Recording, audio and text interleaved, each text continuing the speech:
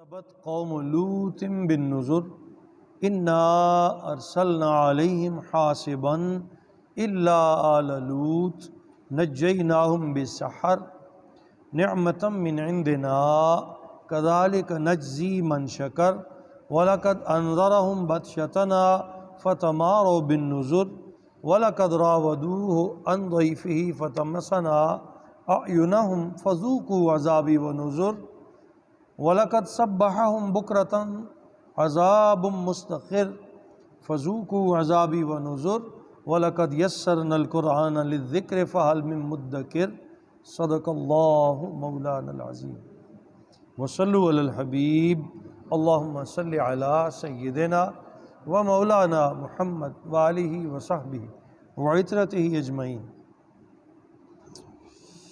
آج کی تلاوت کردہ آیات طیبہ میں قوم لوط اور ان کے انجام کا ذکر ہے۔ قوم لوط وہ قوم تھی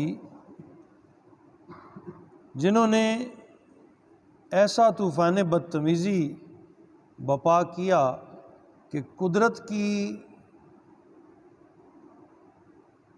طرف سے عذاب اور سختی کو انہوں نے اپنے لیے مقدر کر دیا۔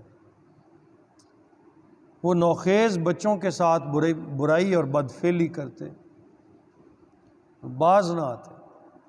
لوط علیہ السلام تشریف لائے، آپ نے انہیں ہر طرح ڈرانے کی کوشش کی، اللہ کا عذاب، اللہ کی گرفت، اس کی پکڑ سے خبردار کیا، لیکن وہ باز نہ آئے۔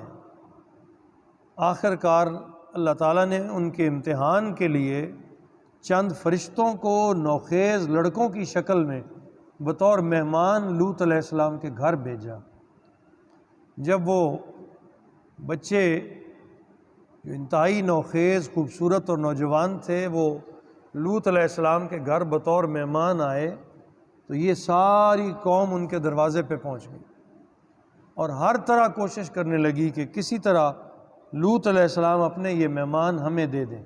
آپ نے انہیں خبردار کیا، اللہ کے عذاب سے ڈرایا، وہ باز نہ آئے۔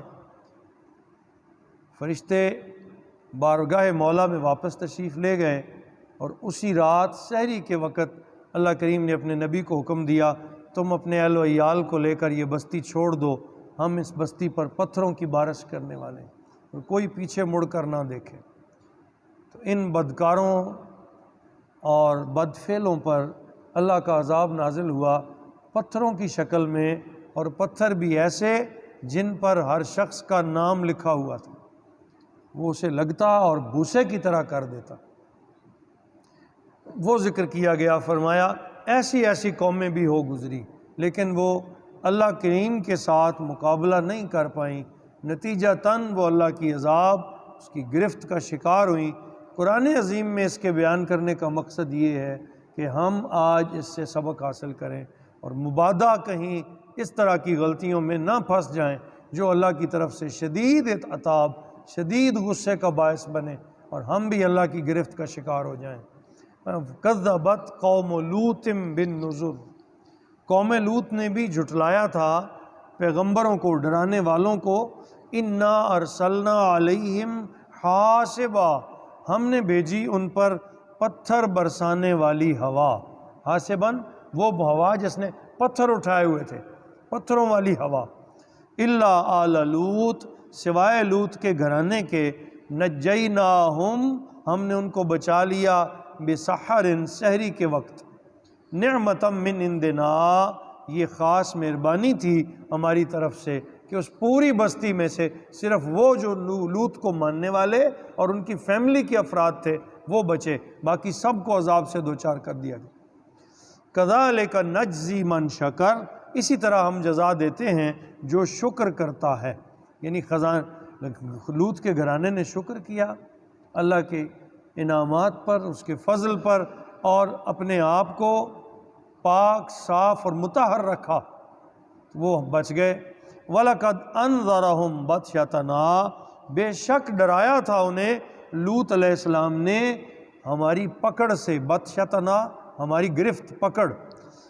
فَمَتْفَتَمَارَوْا بِالنُّذُرِ، پس وہ جھگڑنے لگے ان ڈرانے والوں کے بارے میں، وہ لوط علیہ السلام کے ساتھ جھگڑا کرنے لگے۔ وَلَقَدْ رَاوَدُوهُ عَنْ ضَيْفِهِ، اور انہوں نے پھسلانا چاہا لوط کو اپنے مہمانوں کے بارے میں، فَطَمَسْنَا، تو ہم نے پہلی سزا ان کو یہ دی کہ ان کی آنکھوں کو مسخ کر دیا۔ وہ جتنے آئے تھے نا، جبریل امین آئے اور انہوں نے ان کی آنکھوں کو مسخ کر دیا اور چہرے یوں ہو گئے جیسے آنکھیں تھی ہی نہیں۔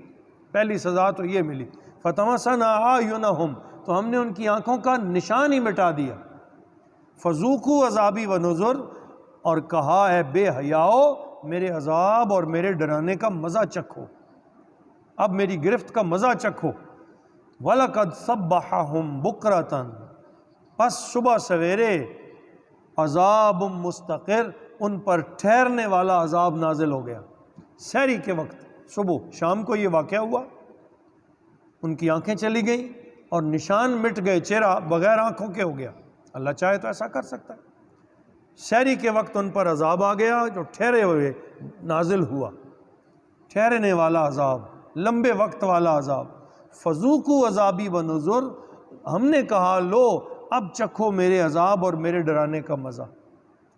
جیسے میں نے ذکر کیا، پتھروں کی بارش ہوئی اور پتھر بھی نامینیٹڈ تھے، ان پتھروں کے ذریعے جس شخص کو وہ پتھر لگتا وہ بھوسے کی طرح ہو جاتا، بالکل اس کا وجود ہی ختم ہو جاتا۔ وہ کہتے ہیں جیسے آج ایٹم بم ہے نا، تو یہ اللہ تعالیٰ نے قرآن میں مثالیں دی ہیں کہ میرے پاس یہ میری منشا ہے، اب تم نے اپنے میری دی ہوئی طاقت سے ایٹم بم بنا لی۔ تو وہ ایٹم بم اس وقت کے وہ پتھر تھے کہ جو لگتا تو پورے وجود کو گھائل کر دیتا، ختم کر دیتا۔ فذوقوا عذابی ونذر، لو چکھو اب میرے عذاب اور ڈرانے کا مزہ۔ وَلَقَدْ يَسَّرْنَا الْقُرْآنَ لِلذِّكْرِ، اور بے شک ہم نے آسان کر دیا ہے قرآن کو نصیحت پذیری کے لیے۔ چوتھی بار آئی یہ آیت طیبہ ہے، ہم نے قرآن کو نصیحت پذیری کے لیے، تمہیں سمجھانے کے لیے، تمہیں ڈرانے کے لیے آسان کر دیا ہے۔ فَهَلْ مِن مُدَّكِرٍ، پس کوئی ہے جو نصیحت قبول کرے، کوئی ہے جو نصیحت پکڑ لے ان باتوں کو سننے کے بعد۔ یہ کیونکہ اللہ کی باتیں ہیں، میری آپ کی کسی مفسر محدث کی بات میں کوئی شک ریب اونچ نیچ ہو سکتی ہے، کہ اللہ کے کلام میں ذرا برابر بھی اتار چڑھاؤ نہیں ہے، جیسا فرمایا جا رہا ہے ویسا ہی ہے۔ ہم نے اس قرآن کو آسان کر دیا نصیحت حاصل کرنے والوں کے لیے۔ فَهَلْ مِن مُدَّكِرٍ، پس ہے کوئی جو نصیحت قبول کر لے۔ اللہ پاک ہم سب کو صاحب نصیحت کرے اور آیات بینات پر عمل کر کے اپنے کردار کو دھلا ہوا، پاک، صاف، مطہر کر لینے کی توفیق عطا فرمائے۔ وما علینا الا البلاغ المبین۔